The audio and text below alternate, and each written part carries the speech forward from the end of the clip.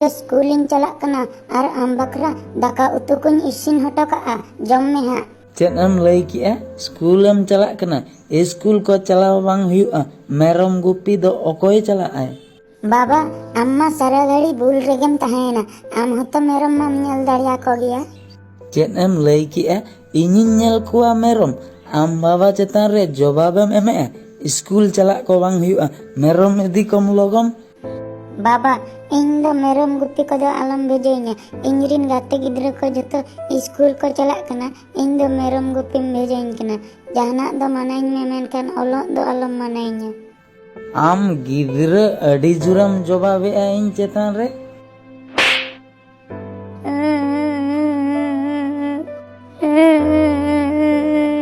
तिरुप कनाम से दूसरे लांग चेटा के मिया हुडिन हुडिन गिद्रा इन चेतान रे जवाबेम एमे बा आम आयो बोंगा तलायन तायम इन गे तो आम गिद्रा कुनिन हरा गा मिया आर हो चेन इन्या कथा बाम आंजोमेआ आंजोमते हुयुआ इन ओकेन लेया ओना गे हुयुआ नितो आम मेरम गुपी सेनोक में ओलोक को चलाव बांग हुयुआ अरे ओकोय गिद्रा उना जुरतोय रागिआ हापे से सूरिन चलाव लेन गे बिटी चेदा आम दोम रागिआ चेन एम चिका कना इन दो भाई दालिन कना स्कूल भाई चलाव होचुइन कना जितुदा बिटी जहां कथाय लई ए नोआ कथा दो चेन सरी या होय नोआ कथा दो सरी कथा गे या ओड़ा रे मेरम हेना कोआ मेरम गुपी बांग सेन कतेन स्कूल चलाव सनाय कना या स्कूल चलाव कते चेन हुयुआ ओल कते चेन ए चिकैया नुई गिद्रा दो छी जितुदा छी आमा बोहर रे नोंकान उइहर मेना इन मा भाभी हो बन भाभी दाड़िया कना या मारांग दो बाखाय आपे को बापे ओल पढ़ाव लेना ओनाते बोका पे ताहें कना नहा जुग रे दो झतो हर को ओल पढ़ा कना अमी होपन रा हो उनको नेलते कम से कम स्कूल ते भेजाय में ओना हो बाम कराया मेरम गुपीम भेजाय कना आम दो तीसम सुधर आमा से या नेतार रे हो हर को नेलते रे हो कटी चलाक न्योगो पे चेन हुयुआ बांगा बांगा चेन हुयुआ ओल पढ़ाव कते लई मेसे तबे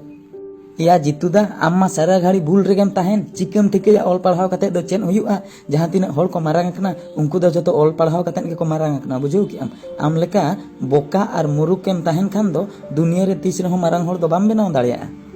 जितुदा बुझे में नितो हो ऑक्टो मेना गया अमी होपन रा जुदी स्कूल भेजा कते ओल पढ़ाव कते मारांग हर मिद दिन हिलो एम बेनाया तबे आमा ᱧᱩᱛᱩᱢ गे चेतन सेने रखाब तमाय एया रघुदा आबोमा रेंगे हर ओनाते इन दो होपन रेन तीन दो बन भेजाय कना स्कूल दो ओल कते चेत कोई चिकैया ओनाते मेरम गुपिन भेजाय कना होपन राम ताम ओलो बाम भेजाय कना नोआ गे जितुदा अडी मारांग एम भूलिया मिद दिन हिलो जखन नोआ सिखनेत समाज उनी कुड़ी गिद्रा मारांग एन परे कुलिया आम चेत ओलो एम बड़ाया उनी कुड़ी गिद्रा इन हिलो लाजावे बुझवाय नोआ कथा तिसम उइहर का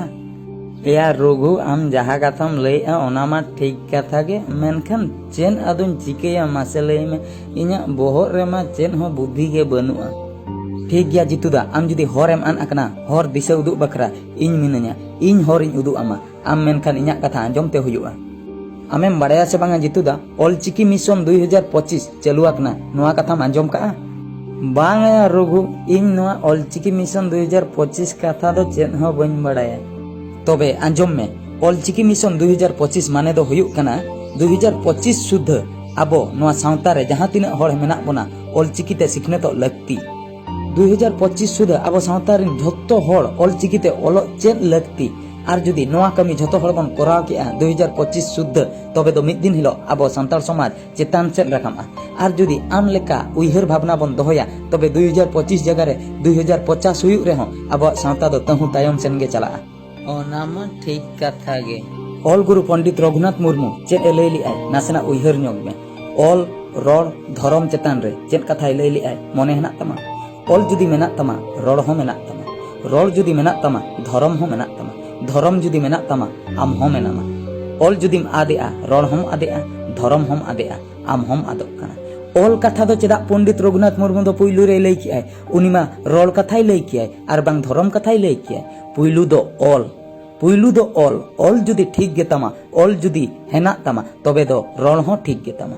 आर रोड जुदी ठीक गे तमा तबे धरम हो ठीक गे तमा जुदी पुइलु रेना जिनिस ऑल गेम आद किआ तबे रोड हम आदा आर धरम हम आदा इन हिलो दो आम दो नोआ सावता रेनी मिटंग कोकोय जुगिम सजा आमा परिचय आमा सावता चेन आमगे बाम ठिका दाड़िया ओनाते जितुदा आपे लेकान हड़ को निनाक कथाᱧ मेता पेया आर बांग सानाम सांताल बयहा मिसी को निनाक कथाᱧ मेता पेया चिरगलोग पे सांताल समाज रेबन जनाम आकना आबोआग सावता जिकाते बन बांचावा आबोआग दायित्व नोआ दो 2025 सुदा जहां लेका रेगे गिदर पिदर झोतो हड़ ओलोग बन चेद हचो कोवा ऑलचिकिते जुदी नोआ कमी बन कराव केआ तबे आबोआग मिशन मिद दिन हिलो सक्सेसोआ आर जुदी डांगरी गुपी मेरम गुपी नोंका बन भेजा कोवा हाना नवा कमी तबे तीस रेहो नोआ मिशन दो बांग सक्सेसोआ आर आबोआग सावता गे पचला सेद रे ताहें दोहोआ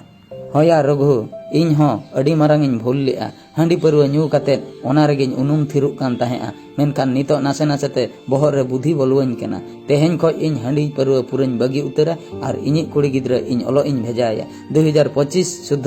इन लेकागे सानाम को जहां को गिन नाम को उनको कुछ मेता को आपेरेन गिद्रा हो ओलो भेजा को पे आर 2025 ते नो ऑल चिकी मिशन दो आबो को मेसा कातेन गेबन सक्सेस हचोया बेटी आम दो स्कूल ते चलाक में मेरम दो इñiñ गुपी को हा आर मोने एम कातेन ओलो तलांग में बेटी मोने एम कातेन ओलो तलांग में होय बा इन दो तबे स्कूलिंग चलाक कना आर मोने एम काते इन ओलोआ